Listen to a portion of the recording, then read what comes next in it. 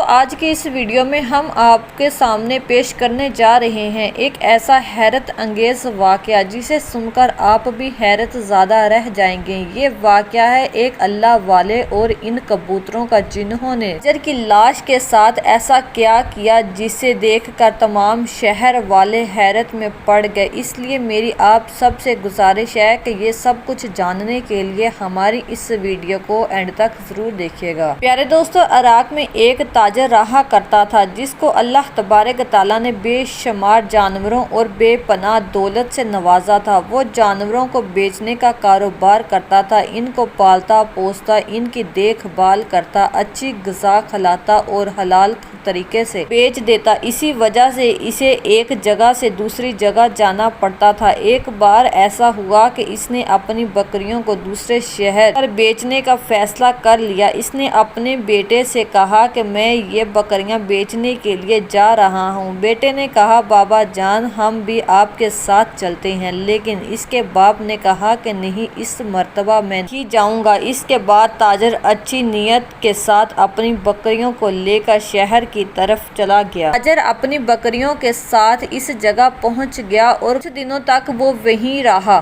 معاشوں کا ایک بہت بڑا بازار لگتا تھا۔ اس نے اپنی ساری بکریاں بیچی اور بہت ساری رقم لے کر واپس اپنے شہر کی طرف روانہ ہو گیا۔ وہ راستے میں ہی تھا کہ ایک ڈاکو جو اس جگہ کا ایک مشہور ڈاکو تھا، اس نے اس کو دیکھ لیا۔ وہ سمجھ گیا کہ تاجر کے پاس بہت زیادہ رقم ہے۔ اس نے سوچ لیا کہ میں اسے لوٹ لوں گا۔ وہ ڈاکو لگاتار تاجر کا پیچھا کرنے لگا۔ جب تاجر راستے میں ایک ویران جگہ پر ایک درخت کے نیچے بیٹھ گیا، دیر سانس لینے کے لیے رک گیا، اس ڈاکو نے اس تاجر پر حملہ کر دیا۔ اس کی گردن پر اپنا خنجر رکھا اور کہنے لگا جو کچھ بھی تمہارے پاس ہے نکال کر چپ چاپ میرے حوالے کر دو۔ نیک تاجر نے ادھر ادھر دیکھا اور شور مچایا کہ کوئی شاید اسے بچا لے، مگر اس ویران جگہ پر اس کی آواز سننے والا کوئی بھی نہیں تھا۔ اس تاجر نے خاموشی سے اپنا سارا مال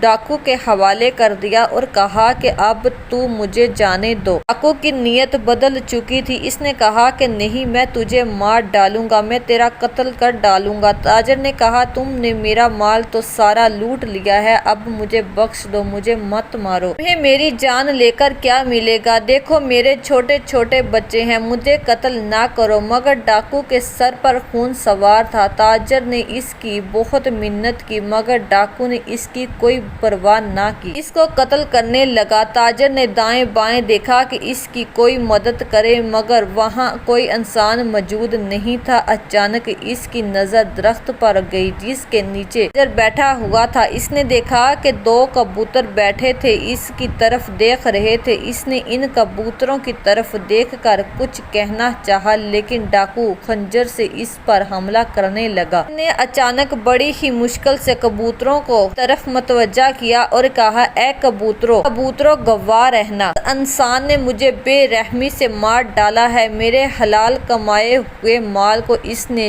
چھین لیا ہے، تم گواہ رہنا اور میرے بچوں کو میرے بارے میں بتا دینا۔ تب تک ڈاکو اسے قتل کر چکا تھا اور اس کے کہے ہوئے آخری الفاظوں کو طاق میں اڑانے لگا، یہ کبوتر کیا گواہی دیں گے؟ کبوتر میرے خلاف کچھ نہیں کر سکتے۔ ڈاکو اس تاجر کو مار کر اپنے راستے پر چلا گیا۔ راستے میں بھی وہ یہی الفاظ رہا کہ بے زبان پرندے اس کی کیا گواہی دیں گے؟ ایسا نہیں ہو سکتا، انہیں کیا معلوم کہ میں کون ہوں؟ ادھر اس تاجر کے گھر والے اس کے آنے کا انتظار کر رہے تھے، گزرتے رہے، لیکن اس کی کوئی خبر نہ ملی۔ چنانچہ اس کا بڑا بیٹا اپنے والد کی تلاش میں اس شہر میں آیا۔ اسے وہاں سے اس کے والد نے اسے بتایا تھا کہ وہ اس شہر جا رہا ہے، باپ فلاں تاریخ کو آیا تھا، اسی جگہ رکا تھا اور فلاں کے ہاں اس نے اپنی بکریوں کو بیچا تھا اور اس کی رقم وصول کی تھی جو کہ بہت زیادہ تھی، اور چند دنوں بعد اس شہر سے کچھ فاصلے پر ویرانے میں اسے کچھ معلوم شخص نے اسے مار کر اسے قتل کر دیا اور اس کی ساری رقم چھین کر بھاگ گیا۔ لوگوں نے بتایا کہ تمہارے والد کو اسی شہر کے قبرستان میں دفنایا دیا گیا گیا ہے۔ یہ سن کر بیٹا بہت غم زدہ ہوا۔ وہ بیٹا اپنے باپ سے بہت ہی زیادہ محبت کرتا تھا۔ اس شہر کے بادشاہ کے پاس گیا اور کہا کہ یہ کیا ہو گیا، میرا باپ تو یہاں کاروبار کے سلسلے میں آیا تھا، بکریوں کو بیچتا تھا، اس کا کیوں قتل کر دیا گیا؟ اس کے پاس جو رقم تھی وہ بھی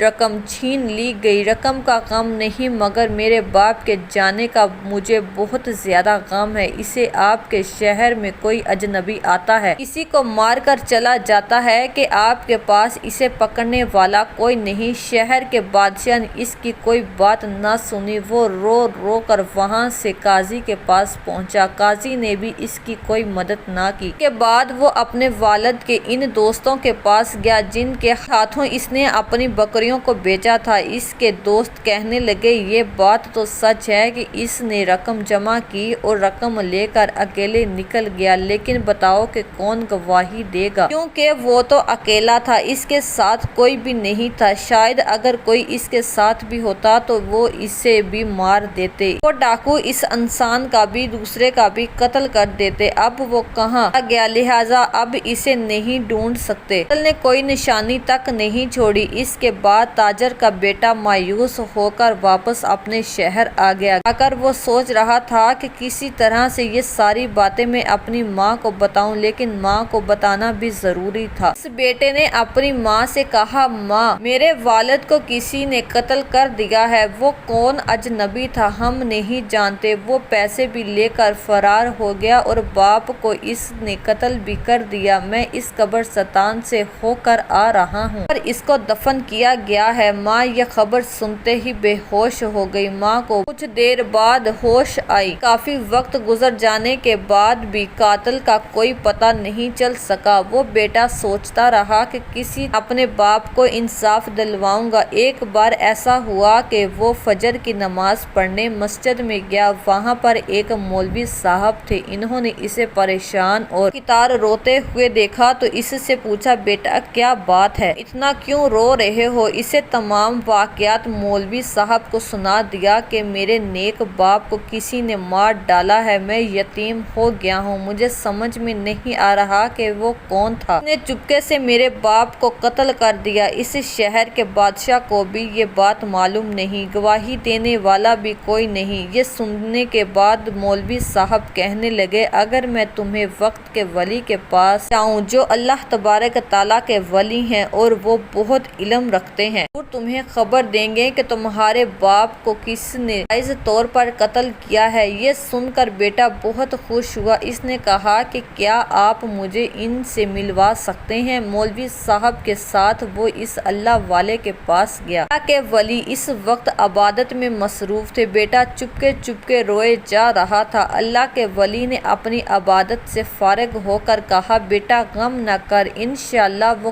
کہیں بھی ہوگا، تمہارے باپ کا قاتل مل جائے گا۔ اس کے بارے میں بھی اجنبی کو گمان بھی نہیں کہ وہ اجنبی کون تھا، تم دیکھ لینا جب اللہ تبارک تعالیٰ کی رسی کھینچتی ہے تو بڑے سے بڑے مجرم اپنی گردن کو نہیں بچا سکتے، تم دیکھ لینا وہ پکڑا جائے گا اور وہ ڈاکو، وہ قاتل اپنے منہ سے خود اپنے گناہوں کو قبول کرے گا۔ تو اب یہاں پر ہم بات کرتے ہیں اس ڈاکو کے بارے میں۔ وہ ڈاکو اس واقعے کو ابھی بھولا نہیں تھا کہ اس نے ایک نیک تاجر کو قتل کیا تھا۔ جب بھی وہ کسی کبوتروں کے جوڑے کو دیکھتا تو اس سے نیک تاجر کے وہ الفاظ یاد آ جاتے کہ اے کبوترو آ رہنا۔ وہ پھر سے ہنستا اور کہتا کہ کتنا بے وقوف تھا وہ تاجر جس نے بے زبان کبوتروں کو اپنا گواہ بنا لیا۔ ارے مجھے کون پکڑے گا، میں اس شہر کا سب سے امیر ترین آدمی بن چکا ہوں۔ ایک دفعہ اس ڈاکو کے قریبی رشتہ دار نے وہاں پر سب کے لیے دعوت رکھی۔ وہ خود بھی امیر تھا اور اس کا رشتہ دار بھی بہت زیادہ امیر اور پیسے والا تھا۔ وہاں پر بہت سے نامی گرامی لوگ موجود تھے۔ وہاں پر طرح طرح کے کھانے لگائے گئے۔ اس قاتل کے سامنے بھی ایک بڑا سا تھال رکھا گیا۔ اس نے تھال سے ڈھکن اٹھایا تو سامنے دو بڑے کبوتر بنے ہوئے پڑے تھے۔ اس آدمی نے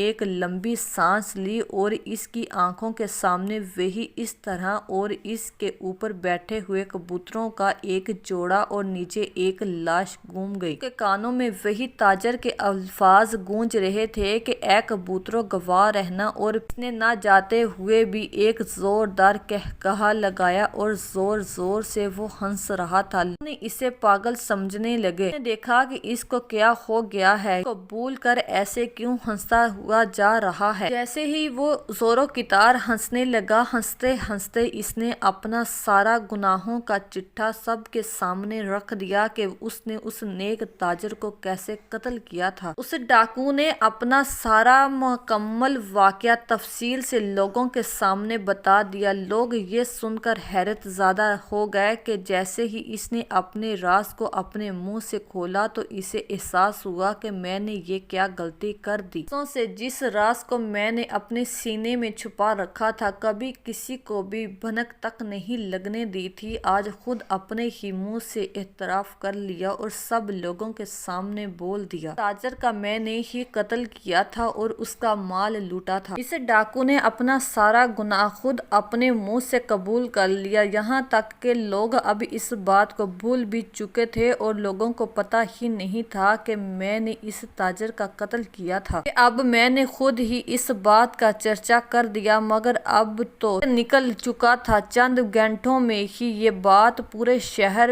کے لوگوں کی زبانوں پر تھی۔ شہر کے بادشاہ کو بھی یہ اطلاع مل گئی۔ اس نے فوراً اس قاتل کو گرفتار کرنے کا حکم دے دیا۔ اس میں شریک لوگوں کو گواہی کے لیے طلب کیا گیا۔ لوگوں نے اپنے اپنے بیان دیے۔ قاضی نے مجرم کو کی سزا سنا دی۔ اس نے ایک دن پہلے مجرم سے اس کی بیوی کی الوداعی ملاقات کروائی گئی۔ اس کی بیوی نے اس سے پوچھا کہ جب اتنے سالوں سے تمہارے اور اس تاجر کے بارے میں لوگوں کو پتہ نہیں تھا، میں نے بھی تک بھی نہیں جانتی تھی، اور پھر کیسے تم نے اس راز کو فاش کر دیا؟ اس نے جواب دیا کہ مجھے نہیں پتا، مجھے ایسا لگتا تھا کہ ایک بزرگ ہستی میرے سامنے ہے، اس کا چہرہ بلی تھا، وہ میرے سامنے آئے، انہوں نے نہ جانے کیا پڑھ کر میرے منہ پر دم کیا، میں بولنے لگا، میں نے وہ سب کچھ بول دیا، میں نے کبھی نہ کہنے کی قسم کھائی تھی۔ اگلے دن صبح سویرے اس کی پھانسی کے منظر کو دیکھنے کے لیے بے شمار لوگ جمع تھے۔ ان میں ایک تاجر کا بیٹا بھی تھا۔ اسے معلوم ہو گیا تھا کہ قاتل گرفتار ہو چکا ہے، اسے پکڑ لیا گیا ہے۔ وقت کے ولی نے جو کہا تھا بات سچ ہو گئی تھی، لیکن ابھی بھی ایک منظر دیکھنا باقی تھا۔ اس کی گردن میں رسی ڈال دی گئی۔ اس نے کہا کہ اے لوگوں، میری زبان سے وہ الفاظ نہیں نکلے تھے، بلکہ وہ کبوتروں کی زبان سے نکلے تھے۔ وہ کبوتروں کی زبان سے نکلے تھے، وہ تو کبوتر جو اس وقت اس درخت پر بیٹھے ہوئے تھے، مارتے ہوئے دیکھ رہے تھے، اور وہی کبوتر دعوت کے روز تھال میں میرے سامنے پڑے تھے، لیکن مجھے نہیں پتا، میرے منہ سے بس اس کے الفاظ کی ادائیگی ہو رہی تھی۔ لوگ یہی سمجھ رہے تھے کہ اس کا ذہنی توازن بگڑ چکا ہے، اب یہ بالکل پاگل ہو چکا ہے، کہ جب دینے والے نے رسی کھینچ دی، لوگوں نے ایک مجرم کو اس کی سزا پاتے ہوئے دیکھ لیا۔ سب نے سکون کا سانس لیا اور اللہ تبارک تعالیٰ کا شکر ادا کیا۔ میرے پیارے دوستو، دیکھا آپ نے، انسان جو کچھ بھی کرتا ہے، جو کچھ بھی اس کے ساتھ ہوتا ہے، اللہ تبارک تعالیٰ سب کچھ جانتا ہے۔ وہ بھی کوئی گناہ کرتا ہے، اللہ تبارک تعالیٰ ایک نہ ایک دن اس کی سزا اسے ضرور دیتا ہے، چاہے وہ کسی سے اپنا گناہ قبول کرے یا نہ کرے۔ اللہ تبارک تعالیٰ سب کے دلوں کے رازوں کو جانتا ہے۔ تبارک تعالیٰ سے دعا ہے کہ اللہ تبارک تعالیٰ ہمیں نیک اعمال کرنے کی توفیق عطا فرمائے اور زیادہ سے زیادہ عبادت کرنے کی توفیق عطا فرمائے۔